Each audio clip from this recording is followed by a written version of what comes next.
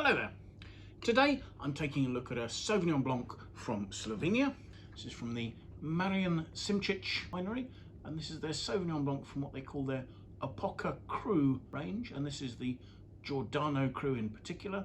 This is the 2022 vintage, and the region here is Brda.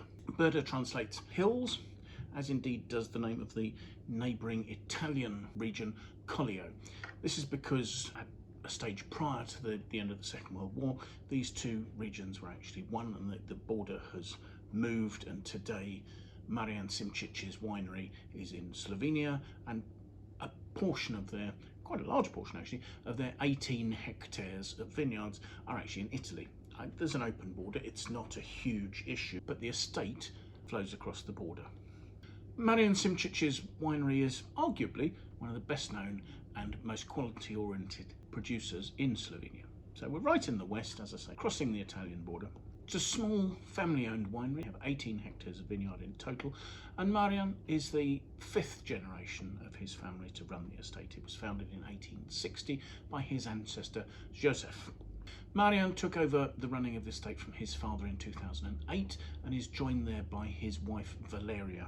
They have quite a range of soil types here, and as the wine region's name, hills, suggests, there's a real variety of exposures as well. So they're able to grow successfully quite a number of different grape varieties. So they have Ribolla, they have Sauvignon Vert, they have Pinot Gris, they plant Chardonnay, they're growing Pinot Noir and also Merlot. So quite a diverse range from just 18 hectares. The range is further divided into three different quality levels. So they have their Brda classic wines, which are single varietal wines, but are generally blends of different sites. They have a cru selection, which the wines are normally from a single cru, although on a couple of them I think a combination of more than one cru. And then at the top of their range is this particular range, the Opoka Cru. And Opoka is a local word for a form of marlstone. It's quite a soft stone, I guess it's a sort of mudstone, a sandstone that breaks up quite readily, and that makes up a lot of the topsoil in their prime vineyards.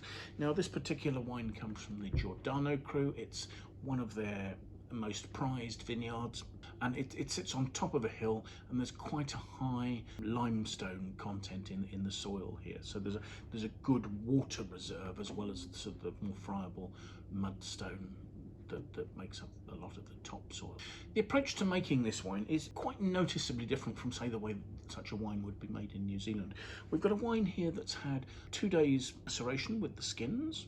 It's then been gently pressed. It's fermented in 4 hectolitre oak vats, and then after fermentation it's been allowed to age with its yeast lees for 14 months. So there's plenty there to give lots of richness and complexity. This isn't a sort of a wine that's intended to emphasise its fruitiness from the outset and to be drunk really young. This is more a wine that's being made to have a sort of a roundness and a richness, and that has the potential to age certainly for 5 or 6 years. There'll be a little bit of body in there from the extraction during maceration and also from the lees aging. So I'm looking for a wine of complexity as well as lovely freshness. The vines here range from somewhere between 33 and 54 years of age, so there's a good maturity there. We should be getting lovely concentrated fruit from this site. Everything's hand picked. The ferments go on here entirely with indigenous yeasts. Pressing following that short period of maceration is done very gently with pneumatic presses, and at the end of the period the wine is bottled without any filtration. So they're attempting to make sure that no flavours are stripped from it whatsoever, and then the wine ages for a further 4 months in bottle at the winery prior to release. So let's have a look at it, shall we? We've got a medium yellowish colour there. The wine's got 14% alcohol actually, as I'm swirling it. It's not particularly, oh yes, it is just starting to show some tears there. So it's got a little bit of viscosity, but not particularly heavily so. So let's see if we make the aroma, shall we? Gosh, there's an awful lot in there. You've got some quite rich green notes, almost sort of pea pods and asparagus, green asparagus to start with. They're also more lifted, sort of grassy, those sort of nettle methoxy notes just poking out there. There's a roundness and a creaminess from the lees, almost to a sort of a savoury sort of hint of cheese in some ways. There is a slightly savoury, quite mature aspect to it. But there's a nice intensity and plenty of complexity in there. So let's see what we make of it on the palate, shall we?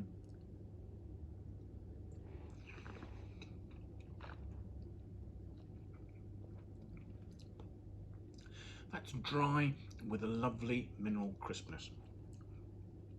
It's medium bodied, and that acidity keeps on coming. Actually, there's, talking about minerality, there's a hint of saline notes that are really starting to open up there towards the end.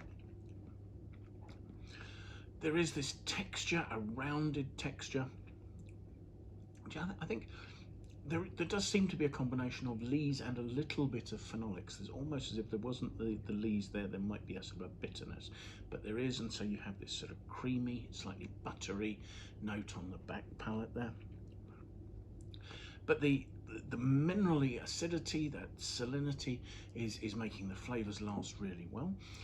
There isn't an obvious oak, it's very toned back and mixed in with the leesiness. So you're not getting, certainly there's no notes of vanilla or cedar or anything like this. This would be large old oak, so it's really quite restrained.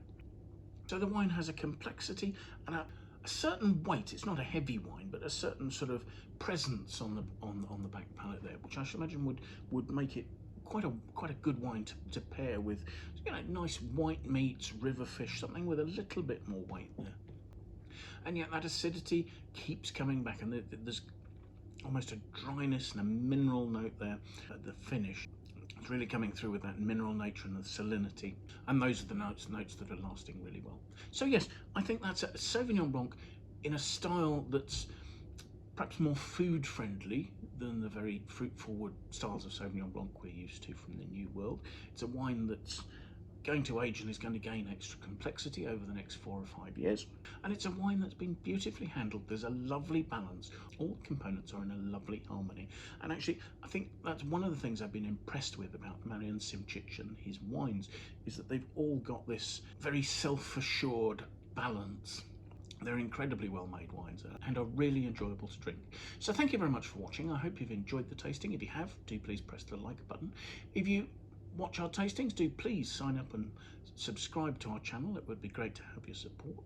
If you have any comments, please leave those in the comments box below. I'll leave a link in the notes so that you can follow that and find out more about where this wine is available, its pricing, any details we have on the winemaking or critics notes or anything like that.